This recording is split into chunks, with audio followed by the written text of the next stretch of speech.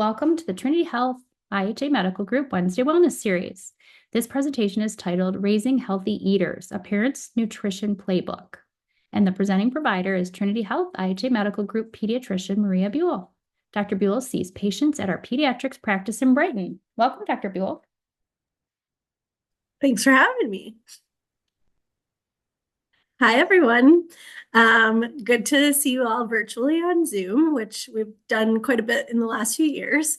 I'm going to go ahead and get started with the presentation. But yes, if you have any questions at the end, please feel free to ask or during as well through the chat. All right.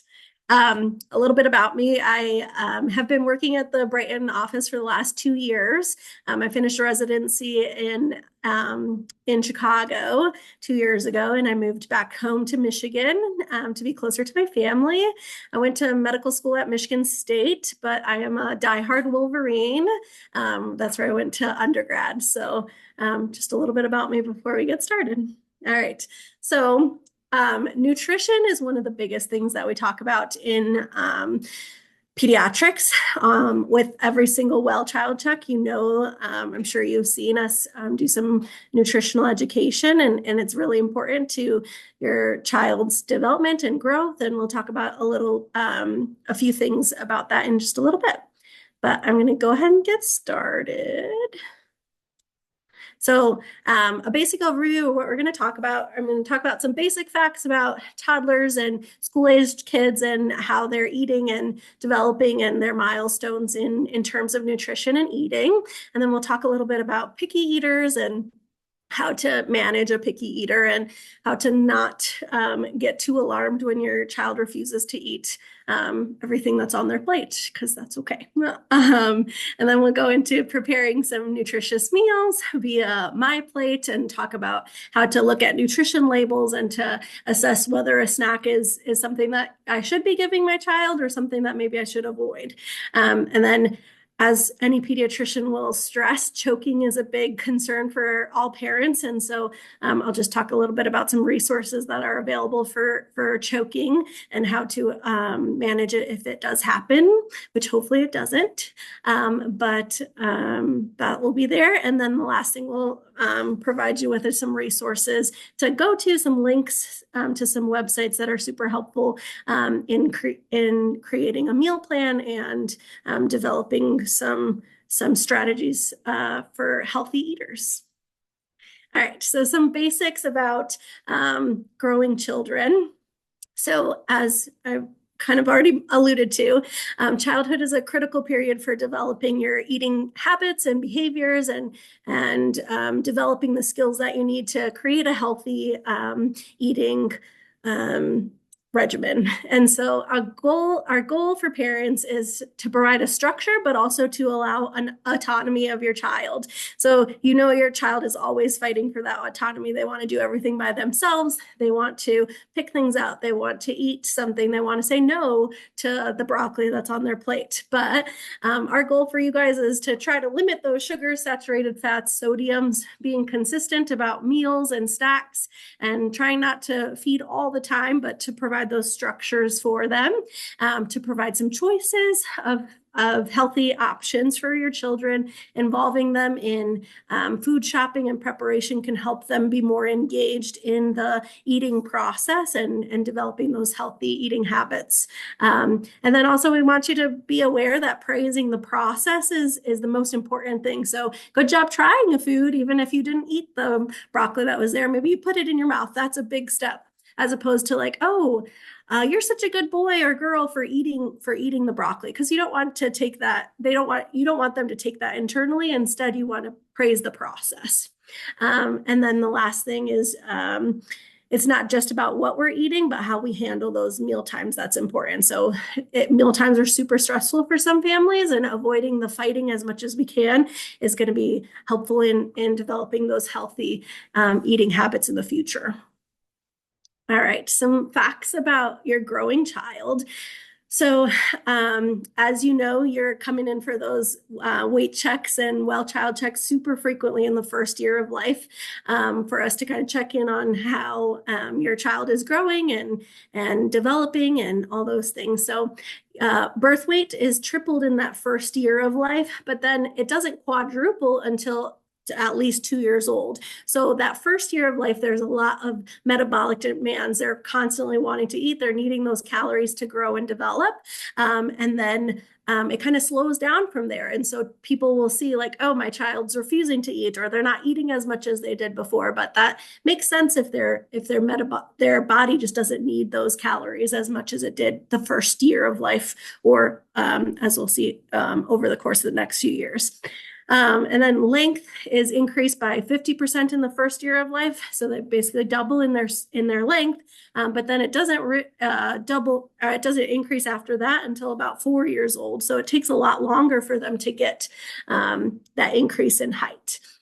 So as you kind of can see, the growth rate decreases. So then your appetite is decreasing. The amount of food that you're taking is going to become a little bit unpredictable and erratic. And there are periods where growth spurts do happen, and they're going to want to eat a lot more. But then there's periods where they maybe don't want to eat as much. And so it's a very normal thing for your child to become more picky or just refuse foods as they go through that toddler to school age period. So toddlers in general, they want to do everything themselves. They want to take a spoon and a fork and eat their food as much as they can. Typically, we see at 18 months that children are using a spoon, and at 24 months are using a fork. They're obviously telling you guys, no, I don't want to eat this food, by shaking their head, by gagging it out, by just spitting any food out. And they want to have that independence. They want to pick up the food on their own and put it in their mouth. And you know that they're picking up things that they shouldn't be putting in their mouth too. All right. Preschoolers. So preschoolers are consistently eating on their own. Their growth has slowed down. So again, their amount of food that they're eating is very unpredictable, but they also have a pretty short attention span. 15 to 20 minutes of time focused on eating is probably all you're going to get to that. And some kids are not even going to give you that. They'll give you 2 minutes to sit at the table, and you're kind of chasing them around the room to get them to put something in their mouth. And so knowing that attention span can be helpful sometimes in preparing yourself to be like, okay, maybe after 10 minutes, I'm not going to be able to get anything else. So let's be super focused for a few minutes. Preschoolers are observing other people. They're seeing like, oh, is mom eating the broccoli? Is dad eating the broccoli? Is my brother eating the broccoli?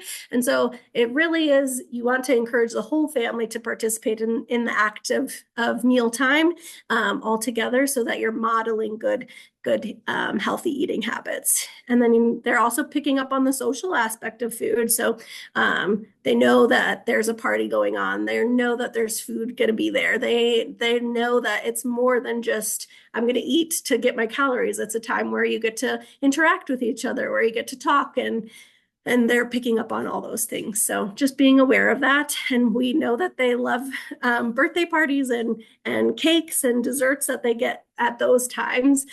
So just knowing that they're aware of that in terms of their eating is good to know. And then elementary school kids, they know a lot more. So they're able to retain information and have memory of, oh yeah, I ate that 2 weeks ago and I didn't like it, so I'm not going to try it again.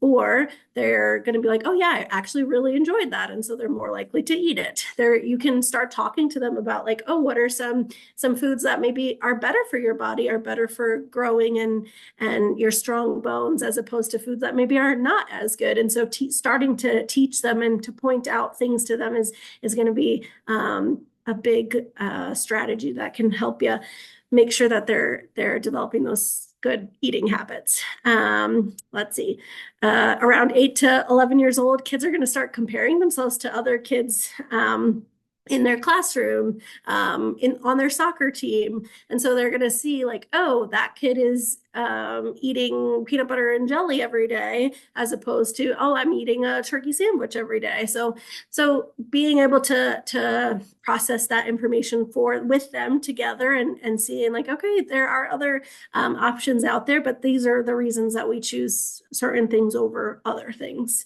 So those are just some of those milestones there.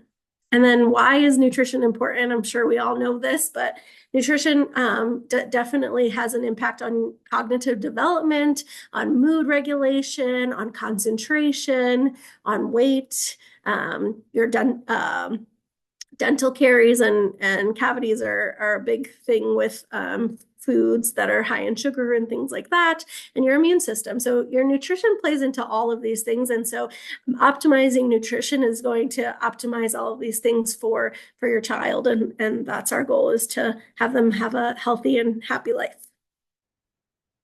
All right. So the next part of my presentation kind of goes into picky eaters. So that's probably one of the most common things that I hear from even 12-month-olds all the way up to 18-year-olds, is that my kid's a picky eater and what can I do about it? And so there are things we can do, but starting off as early as you can to make those healthy and good decisions for their health, for their nutrition, is going to be the most helpful. So picky eaters, defined as eaters who are unwilling to eat foods that maybe they were unfamiliar with, fear of trying new foods, or rejecting foods because of their texture. So some parents will say, yeah, they did fine with purees, but the second I tried to introduce a solid food, they were like, absolutely not, I'm not having this. And so a lot of it is kind of reintroduction and keeping them aware of the options that are out there. But then also picky eaters can have a limited variety of foods. So some people will say, oh, my kid only eats bread and chicken nuggets, because they're foods that they are used to.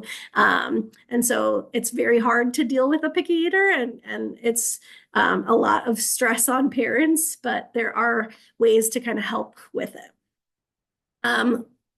As a pediatrician, when we get concerned about picky eaters, is going to be if there's weight loss involved. So has your child dropped in percentiles on their growth curve? Have things happened where we're seeing that maybe our weight's decreasing, but also our length or our head circumference is affected as well? That's when we get concerned about picky eaters. Also, like if we have concerns for a nutritional deficiency, whether they start to have like rashes that are characteristic of different nutritional deficiencies, or really severe things like vitamin C deficiency can lead to different presenting signs. So those are all things that we look out for, which most kids will never get to, but it's things that we always look out for and are aware to watch out for your children. And then dependence on supplements, whether that's a multivitamin with iron, or Pediatrician, or you say that they will take a vitamin, but they won't take a vegetable at all. So that dependence on supplements to kind of keep their electrolytes and minerals up is something that we get concerned about. And then if it's interfering with their psychosocial functioning, so is their pickiness interfering with their development or with their interactions with other kids in their class or at lunchtime? Is it affecting how they're going about their day? Those are all things that we get worried about, and things that we will try to address at those well child checks when you come in with concerns for picky eaters. All right, so some tips for trying new foods. So I'm sure we've all heard, but pairing new foods with familiar flavors is going to be super important. I'm going to talk about food bridges in the next slide, and we'll kind of go over that. But other things are starting with a few bites and offering them before offering them with other foods. So giving a small floret of broccoli, or a piece of pineapple before you give something that they have eaten before and they like a sandwich or something like that. So giving that as an option before to try, and then if they don't like it, then we give them something else. But it's introducing that slowly is going to be super helpful. Praising their willingness to try, like I mentioned earlier, and then trying to engage all of the senses, the touch, smell, sight, hearing, and taste into meal preparation and like presentation on a plate is going to be more engaging to them than like, oh, I'm giving you a plate with one thing on it. So trying to make it entertaining to them. I'll show a few pictures later of how we can do that, but also engaging them in meal preparation. So now, nowadays, I'm sure you've seen those safety knives that are out there, and using like even a butter knife to cut a strawberry or something like that, to engage them in the actual preparation of food can be helpful in getting them to try something and just keeping them engaged in the process of eating. Trying not to pressure them to eat foods that they don't want to. So if you give them a plate and they're like, they gave it a try and they're like, nope, I don't want this. You don't want to sit there and force them to eat it, because that can lead to some negative emotions around food, which are never good things for them. And then don't use food as a reward to soothe emotions. I see this all the time. If we start crying, and so we just give them a puff, or we give them something to kind of calm them down. And yes, that is a great strategy, because it helps very frequently, but using that as a consistent way to soothe emotions is not a good thing in the long run. As you grow up and be a teenager or adult, using food as a emotional regulator is not something that we want. And so trying to find other ways to help control emotions and to deal with the stressors of life is going to be helpful. And then getting creative. And then it's it's a thing that we all know that kids need to try something at least 15 times to really know if they like it or not. So the one time at the table and then saying, oh, my kid doesn't like that is not going to be enough. You want to try it over and over and over again. And even if it's not the same day or the same week, a few weeks later or a month later, keep trying it, because you never know when their taste buds are going to change and they're going to start to enjoy that food. So this is kind of what I was mentioning about food bridges or food chains as they're called. So kind of doing a stepwise approach to introducing a food. So here we see your Ritz crackers. Most kids love Ritz crackers. They're buttery and tasty and delicious. So what do they look like? They're round. You can get Ritz crackers with cheese in them. So if you have that and your child enjoys that, then moving on to something like toast, like grilled cheese, can be helpful. Or then moving from grilled cheese to a baked potato with cheese on it, then moving with a baked potato with a vegetable in it. So those kind of chains can be helpful in introducing those new foods, or just getting them to try different foods. So if you just go into Google and type in food chain, there's 100 of different options of chains that you can kind of walk through to see if you're able to introduce some new things to your foods or into your children, sorry. Avoiding food fights. So not literal food fights where we're throwing foods, because that can actually be fun, but the sitting down and just being like, frustrated and knowing like, hey, I just want you to eat this, but your kid just constantly says no. Sometimes you just gotta let it go. And then trying to share meals together is very important. The American Academy of Pediatrics put out a statement that like having a meal together with your family is one of the most important things you can do for your child, and having that time to talk to them, to engage with them, to really focus in on them is going to be super helpful. And in our busy and hectic lives, when we're running to soccer practice or running to volleyball tournaments, it's going to be hard to find that time to sit together. But even if that means like, hey, we're going to sit in the car and all eat something together, that's something, at least that's together. But sitting at a table and having that dedicated meal time is super important. And staying away from our phones as much as we can at that time is also helpful. Phones or TVs or any type of electronics that can distract us. Because like we said earlier, kids have a pretty short attention span. So in the presentation, I have a lot of links that kind of go to websites that are super helpful for families to go to. So I'm going to just click through a few things, but some snacks and ideas that are super creative are on this slide, but I'll try to open this up for you guys so you can see. This website, one of my colleagues in Brighton kind of told me about. So the Healthy Family Project is a great website to give you ideas of like how to hide vegetables and fruits if you need to into things that your kid is going to like. So one of the pediatricians that I work with says that she loves their spinach pancake recipe, but there's a lot of great ideas in here and like lunch options for your kids. And a lot of them are foods that maybe kids won't like, but some of them are good foods for us to eat in our for ourselves as well. But like this superhero bento box is an option there, something that your kid could enjoy. And it shows like the kebabs that you can show there, cutting out cucumbers in this shape of stars is going to keep kids more engaged as opposed to just having a slice of a cucumber or having a tomato there. So those are great ways to kind of use your creative side to get your picky eater to eat something different than they usually do. All right.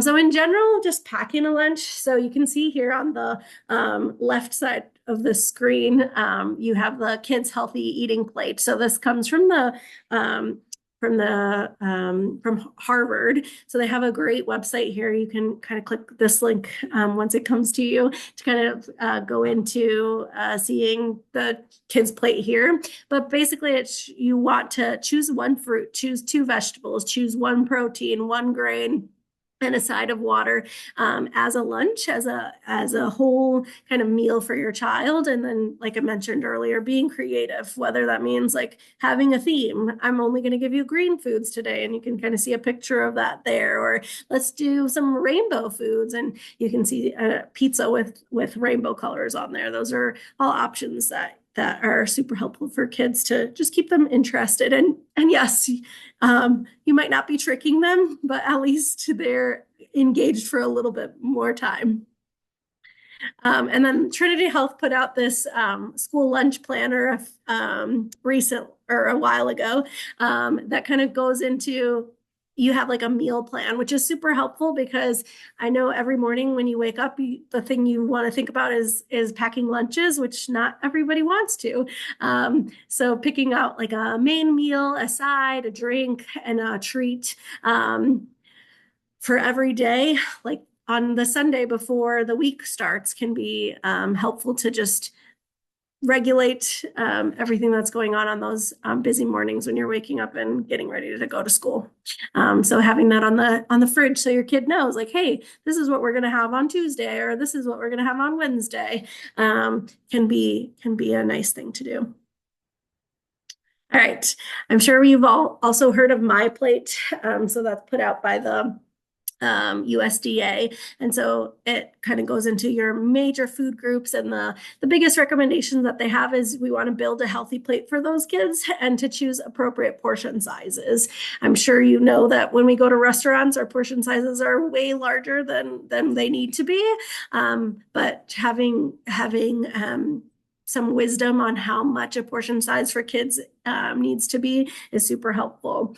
So on the next, this kind of just talks about drinks. So things to encourage. We love water. Water is going to be super important here. It kind of gives you some numbers to think about. So 1 liter of water for a 1 to 3 year old is how much they should be drinking, plus 1 or 2 to 3 cups of milk in a day can be helpful for those bones and calcium stores. So those are the things we want to encourage. We want to try to limit fruit juices as much as we can. They do have a lot of sugar and it can lead to tooth decay. And I know that we try to water down our juices, but we still prefer to drink water over juice. So that's the big thing there. So we want to try to limit the amount of fruit juice to about less than 4 ounces for kids less than 3, and then 4 to 6 ounces for kids greater than 3. And then definitely trying to avoid as much as we can caffeine, any drinks with low calorie sweeteners like stevia or sweet and low or things like that. Avoiding sugar sweetened beverages like pop, and then avoiding those toddler milks. It really is just a scam to try to get you to spend some more money. And parents are like, well, I know that it has the nutrition, like the electrolytes or minerals that my kid needs, and they'll drink it.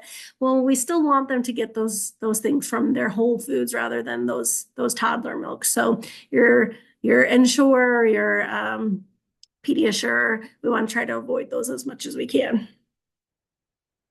So I wanted to kind of walk through a My Plate with you guys. So if I click on here, it takes you to the USDA website on creating your plate. And so you can actually go into select an age. So anywhere between 1 year old to 45 years old or even older than that, but we're talking about kiddos. So I'm gonna just click on a 2-year-old and we'll say it's a male.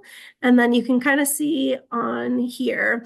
So a 2-year-old's calorie kind of needs requirements for their growth and development is about 1,000 calories. So if you click on here, then it kind of walks you through, okay, what does that look like in terms of our fruit or our protein, our vegetable, our dairy.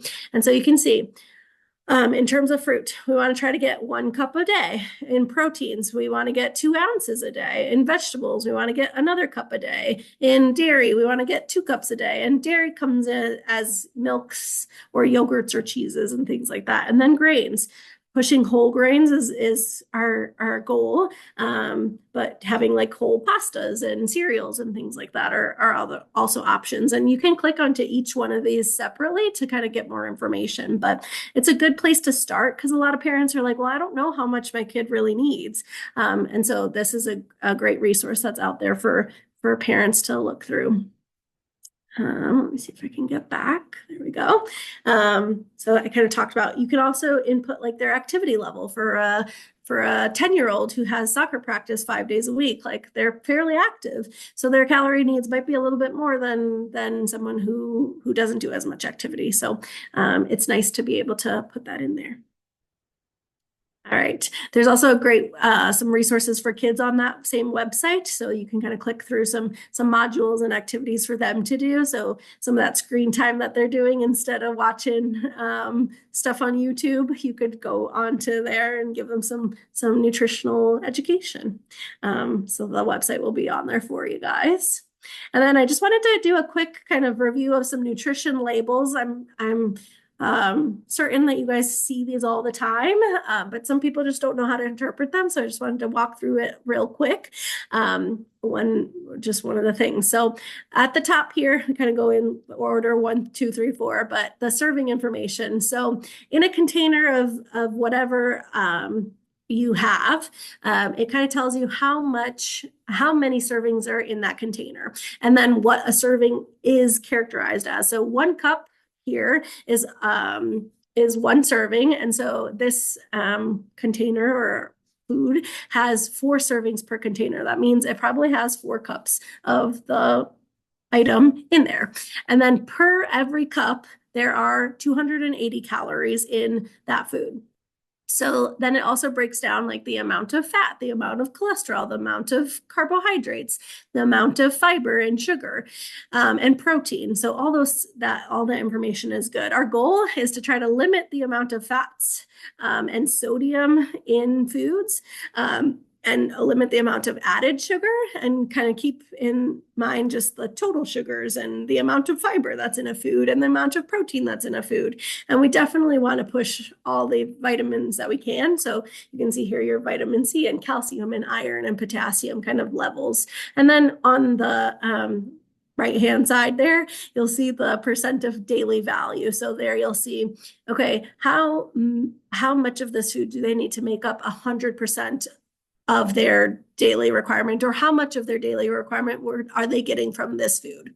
So down here, you can kind of see that calcium. You're getting 25% of their daily requirement of calcium in this food.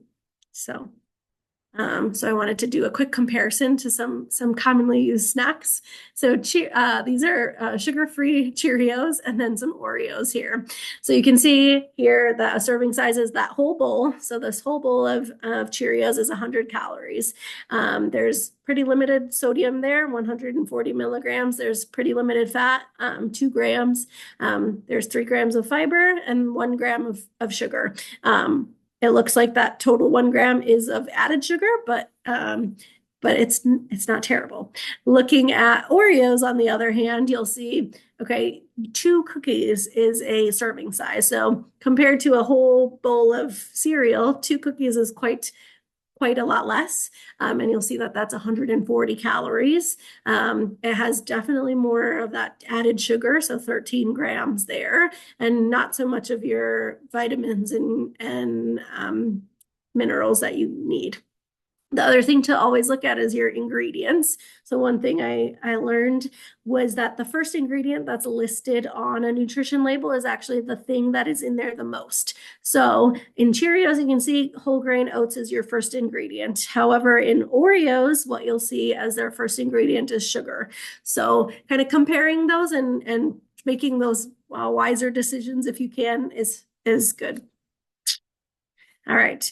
And then I just go into a little bit about choking. So choking is one of the biggest concerns we as pediatricians have. There's a lot of small things that go into kids' mouths, and and if it goes down the wrong tube, then we are choking. And so addressing choking is a big thing. So the reason that kids are more at risk for choking is they don't have any teeth. They have a teeny tiny airway. They don't have that like swallow as strong as adults do. And then they're highly active when they're eating. So they're running around, they're doing twirls, they're jumping up and down when they're eating. And so that puts them at risk for choking. And so we want to watch out for small, round, elasticy, slippery foods. So things like hot dogs, nuts, seeds, chewing gums, carrots, popcorn, apples, and grapes are never things that you want to give a kid when they're running around and doing things, but also knowing how to prepare them. So like a hot dog, you want to cut a hot dog circle into quarters, or a grape into quarters, as much as you can to avoid that round shape. And then just being aware how you're serving the foods to your kids to make sure that they're in age appropriate sizes. And then the American Red Cross has some great YouTube videos that I put links to for a choking infant and a choking adult and children in there. So this will give you some options there. Not need to watch those. And then some resources. Healthychildren.org is something that I refer all my patients to. It's a great website that kind of goes over all the things that we as pediatricians recommend. So it goes over sleep and nutrition and what else? Just a little bit of everything. So it's a great resource whenever you're like, oh, I don't know anything about how much exercise, or is my kid supposed to be taking a nap at 15 months? That website is great to go into. And then I showed you already my plate from the USDA, so that's a good one. Eatright.org is another great resource for recipes and foods and options that you can give your family. And then some books from the American Academy of Pediatrics that are helpful for picky eaters and food fights there. And then that is all I have for you guys. I don't know if you have any questions or concerns, but I'm here to help with anything. Fantastic. There are a couple questions, and then I have a couple questions that were emailed in. So I'm going to answer 2 right off the bat. Will you be emailing out the PowerPoint? We will certainly share the links in the PowerPoint, absolutely. So you will get all of the resources listed in there. And that includes the weekly lunch planner. So we will share that as well. And that's a great thing I use personally with my kids when we sort of get into those kind of like lulls in our lunch. So I hope it's useful to everyone. So, all right, we'll kick it off with artificial sweeteners. Why are they bad? And what would be better, a Gatorade or a Poppy with low sugar or added stevia? Yeah. So stevia in and of itself is not a bad thing. We say things in moderation are okay. We just don't know how our goal is to give you the natural sugars as much as we can. So I'd rather you have a teaspoon of regular sugar than something that's created artificially, but sometimes it's unavoidable.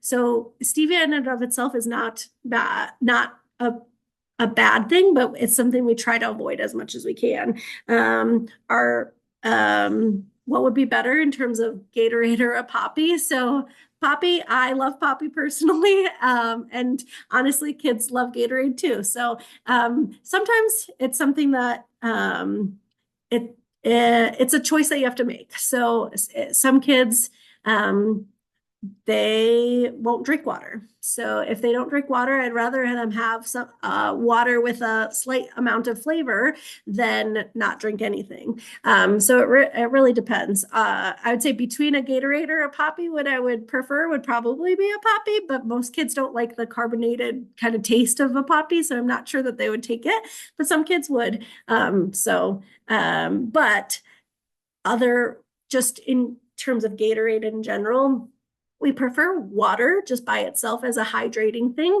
But Gatorade was kind of produced, I think there's an ad right now where it's like, oh, it was made at the University of Florida. And it has like a lot of sugar in it actually, but it does have electrolytes that your body needs. So if I was comparing Pedialyte versus Gatorade, I'd prefer something that has a little less sugar than Gatorade, but Gatorade in and of itself, again, is not bad. We just want to try to limit it and not be the only source of hydration for your kids. Well, if Gatorade is something that your child is going to drink, is it better to do the natural, just like the full sugar version versus the low sugar version? I say yes, just because I would like to avoid those artificial sweeteners as much as we can. So yeah. Okay.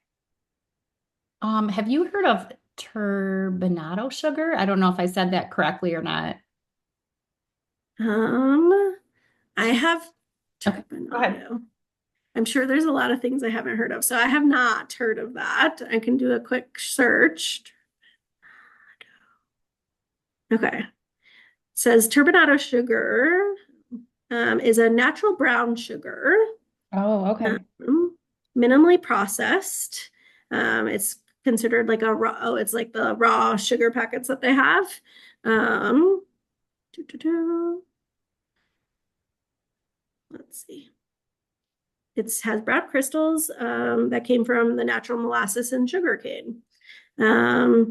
But it says just because it's less refined doesn't mean it's more healthy. Um, so yeah, I don't know much about turbinado sugar, so I don't know what to say about that. But I would say a natural sugar. So if you're going to use turbinado sugar over something that's artificial, I would prefer that over an artificial sweetener. Okay. Awesome. Thank you for the in the moment research Quick Google there. search. Yeah. Um, do you have thoughts on how to go about eating dinner or a meal before allowing dessert? Yeah. So definitely we want to try to eat dinner for sure. Dessert should be an optional thing that's not with every meal. So I definitely want you to encourage eating the fruits and the vegetables and the grains and the proteins that's on the plate as opposed to having the dessert. And so if your kid is not going to eat anything and just wait for the dessert to be offered, then I would say maybe avoiding the dessert as a choice is going to be the most helpful thing. Now, using dessert as like a tool to get them to eat their meal, I would say that that's kind of like the bribes that I was mentioning earlier, and not something that we want to do on a regular basis. But dessert in and of itself is not a bad thing in moderation. So once, twice, three times in a week, a dessert is okay, but it shouldn't be something that we give with every meal. And should it be something you withhold if you and your child bought cookies that day and they're sort of looking forward to them, but they really didn't Mhm. eat much of their dinner, should they still get that cookie because they know it's there? Or is that something you should withhold because they didn't eat their dinner? So I don't think you should present it as like, hey, if you don't eat your food, we're not going to eat the cookies that we got today at dinner. Yes, that might be a motivator for them to eat their food, but sometimes it just turns into another fight. And so if they were super excited about going to buy that, maybe using that instead of as a dessert, being like, okay, well, we're going to have half of a cookie before as a snack before we get ready to eat dinner. That can be something that you do instead of using it as a motivation to get through the meal. Okay. So this person says, lately my 3-year-old is on a mac and cheese kick. She asks for it for breakfast even. Is this just a phase? Is it normal for kids to only prefer a few select foods for a period of time? Yes, for sure. So they're going to have their preferred foods, things that they're like, I want this for breakfast, lunch, and dinner. And so teaching them that, hey, maybe mac and cheese is great for lunch or great for dinner, but let's try something else for breakfast. Let's try to get a fruit in there. Let's try something else. It's definitely a phase. And so sometimes I'll say, like, okay, if that's the only thing that they're going to eat, have a tiny portion, like 2 or 3 macaronis plus a strawberry plus something else that they'll eat or something else to offer them as a choice on that plate. So they still have their mac and cheese, but they're also having other options there.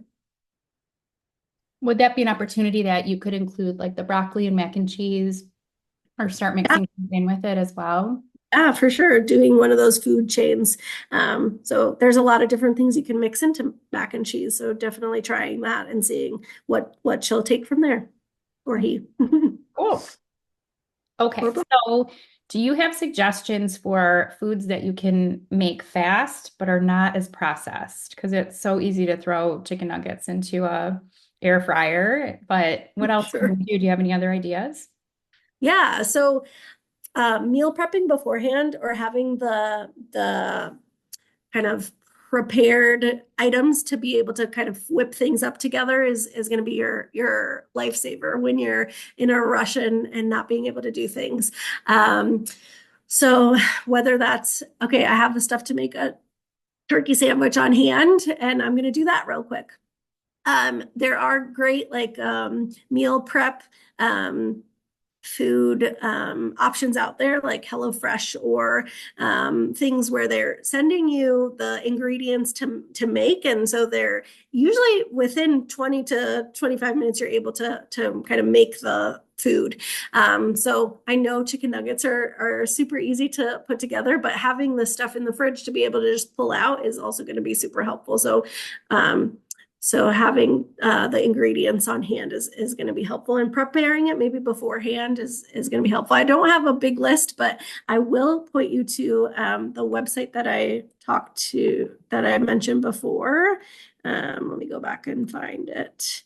They have great options for quick things on the run that can be made within 15 minutes. So I was looking at that earlier, this website here. Uh, we can find that together. Um, I know it's in here somewhere, but I'm not going to be able to pull it up, of course, right now. But going to some of these websites and trying to find stuff beforehand is going to be your most helpful thing. Okay, Sorry, I don't have anything off the top of my head in terms of like, oh, no problem. So if we have if you have to have something that's sort of wrapped or like in a wrapper, sort of like a granola bar, we're learning how to read those nutritional labels so you can kind of pick the less yeah. bad versions of some of those like pre-made. Okay. Um, all right. So this person says they have a very selective eater, and nutritionalists seem to contradict pediatricians. One says variety of food groups, all the different nutrients are important for all the reasons you listed. But then their pediatrician may say, as long as they're gaining weight. I'm so confused. Should I care if my kids eat only 5 foods with no fruits or veggies? I spend so much time doing food, school, and all the techniques for the doctor to basically say, oh, it's fine. Mm. Yes. So that's hard because yes, from a weight perspective, great. If your kid is eating one thing and their weight is maintained or going along their curve, then honestly, sure, that's a good thing that their weight is okay. But that doesn't mean that they're getting the variety of nutrition and foods that they should. So really, I would prefer them to eat a variety of foods than to eat a few things and maintain their weight, because they're getting different nutrients from the variety of foods that they might not be getting from their limited palate. Now, there are some conditions that really predispose you to having selectivity in terms of what you're eating. And so the kids that have such big restrictions, those are much harder to deal with. But again, we would prefer that we try different foods and get different options out there and have different food groups and different just fruits and vegetables, as opposed to eating four things and that's all they eat, for sure. But I know it is very hard for some families to get that. So would the goal be, if your kid's sort of in a slump like that, eating just the same foods over and over again, would the goal be then to always present some new vegetable or fruit? And even if they're not necessarily eating it every night, they're at least seeing something new. But okay, is that the idea? Okay. Yes, for sure. Okay, so tips for kids that only prefer processed meats, like lunch meats, hot dogs, etc. So actually, I think your food chain is probably going to be the helpful thing there. So like turkey, turkey lunch meat has a very different texture than turkey that you eat on Thanksgiving. So being able to kind of like slowly transition to that from the turkey lunch meat to a piece of turkey that's like a little bit drier and maybe has a different texture is going to probably be your key there. So introduce it. If you're say your kid will eat like a roll up with turkey, like the deli turkey meat in there, slowly switching that out for maybe half the deli meat and then half of the actual turkey that has a different texture can be helpful. So doing like a mixture of that. Or I'm sure there's some great food chains that you can kind of pass through to see if you're able to introduce some other things there. Solid Starts is another great website for younger children when we're introducing foods, but sometimes those kind of pathways of like, okay, start with a pureed carrot and then go to a boiled carrot to a solid carrot stick. Those kind of processes can help kids be like, okay, I actually enjoyed that. Now let's see if I can move on to something else. Okay. And I don't know about other parents, but I received a lot of advice that was sort of you make a meal and the kids get the meal and they either eat it or they don't, kind of, hard knocks. But it's Yeah. okay to make a second sort of option for a child if you know what, you're making for dinner for maybe the adults or the older kids. If you know one of the children isn't going to eat it, are you sort of setting them up for failure by not having a second option, or is that kind of giving them an out not to try something new? Yeah. So I feel like you're giving them an out, because if they know that, hey, if I don't eat this, my mom already made me a peanut butter and jelly sandwich, then they're like, okay, well, I'm just going to not eat it until I try something else. So I would much rather you provide them with small amounts of something new and then their other food that they like. As like a on that same plate, but having all of it together as opposed to like a big side of like, okay, they're going to eat the mac and cheese. So I'm going to make a bowl of mac and cheese and just give them a few of the things that we're eating. Instead, I would say give them the majority of what everyone else is eating, but then give them a tiny bit of their preferred food so that they have that option there, but not as like a whole nother meal. And if you have a picky eater and he or she refuses to eat, what's your next step? Do you send them to bed hungry? Do you have them pick out a snack? What do you do? Yeah. So as I kind of mentioned, kids will refuse to eat, and that is okay sometimes. We say that kids can go to bed hungry if that's what they choose to do. So doing that, but in moderation, is going to be the key there. So you want to try it and see how it goes, and I would definitely let them kind of set that. You let I would make sure that you are kind of firm, being like, hey, this is what we're offering. I gave you something that you liked on that plate, and we're not going to give you anything else before we go to sleep.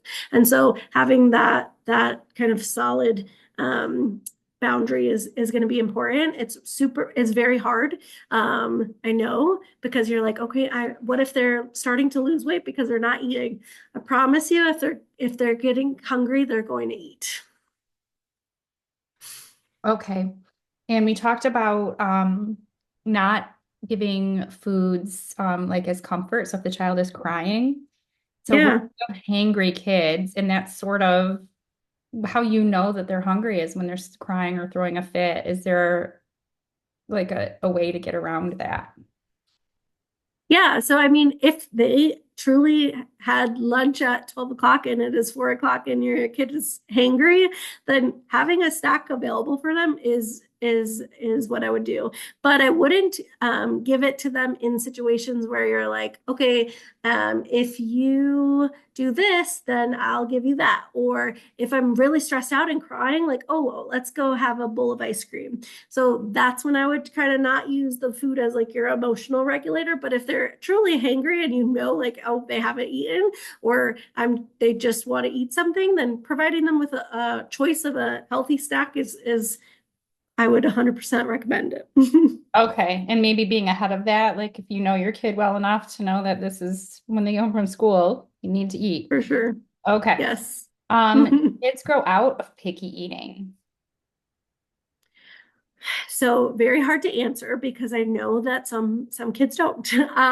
So most kids, I will say that they do grow out of picky eating, and when provided with options and given a healthy and positive reinforcement of trying things, most kids do come out of picky eating. Some kids, there are uh, kid patients out there that we send to occupational therapy and for like feeding difficulties and to try new foods and to give them options. But I would say the majority of kids do grow out of their picky eating. Okay. And as kids, typically, you were saying they will pick up new foods as they grow. But I've actually seen this person saying that their children have been really good eaters and then all of a sudden don't like something that they liked a year or two ago. Is that pretty typical? Or yeah, so one of the things is I always recommend is keeping things in rotation in your diet, because if there was something that they liked initially, like at 12 to 15 months, they loved, say, pureed sweet potatoes, but then at 4 years old, if you give them a sweet potato, they're going to be like, absolutely not. So keeping those foods in rotation and just making that like a staple food that you have is going to be important. So I think keeping the food in the rotation is going to be helpful, but that does happen. Our taste buds actually change quite a bit as we get older, and some foods that maybe we liked when we were 10, we don't like when we're 15. And so that does happen, but having other options and giving the opportunity to try new foods is still super helpful, to just offer it and be like, hey, I know you didn't like this last week, but can we try it again and see? And they don't have to eat it all. If they have one bite, that's okay. Okay. We talked about having a meal together. So if you have, if you're busy with soccer practice and piano lessons and all of the things going on, is it best to kind of wait and eat later? Because I know there's like the joke that the soccer families eat at 4 or 9. So is it best to Mm-hmm. kind of eat later, or, everybody sort of do it on their own when they're available? Like, what do you Yeah. to make that work? Yeah, it's very hard. So you have to kind of see what works best for your family. For some families, it's like, nope, we have to eat on the go or we will not eat until 10 o'clock. And that doesn't That's not always feasible for some parents. They're like, okay, at 10 o'clock, we need to be in bed sleeping. And so eating food on the go is a necessity, but maybe just making it a conscious effort to be like, hey, even if we're on the go, we're going to sit in the parking lot and all eat this together, as opposed to someone eating right after school and then somebody else eating right before soccer practice. Like if we can get everybody together, that would be ideal, but I know that that's sometimes not possible. So having like a smaller dinner beforehand and then having a formal dinner afterwards sometimes works for families. So it really is kind of figuring out which way your works best for your family and how to kind of navigate your schedules. Okay. What about food waste? So if you have children who maybe don't want to eat what's on their plate, is there some Sure. education there that should happen with food waste, or is that kind of pushing maybe something emotional that we shouldn't really be pushing? Yeah, it's hard because I grew up in a family that said, "Hey, like you have to eat everything that's on your plate, or it's going to go in the trash," and it's not good. That's not a good thing, right? So I think there is a place to bring it up, but I think also using your leftovers or foods that maybe we didn't eat for dinner as a lunch the next day, or using those ingredients for breakfast in the morning are going to be a way to show your kids, like, hey, okay, you didn't eat this then, but maybe we can try it at a different meal coming down the road. There's some foods that that's not going to work for. And so I think it's hard. I think, yes, you can bring it up and say, like, hey, we don't want to waste any food. We want to try to eat, but not pressuring them to be like, oh my gosh, if I don't finish this food, it's all going to go in the trash is probably not the most healthy thing. So making them aware maybe, but not guilty. So thank you so much for joining us this evening. And thank you, Dr. Bule, for taking the time to present and share your expertise and hopefully solve some of the food fights that are happening out there on the daily. Yeah. All right. Thank you so much. Have a great evening. Thank you.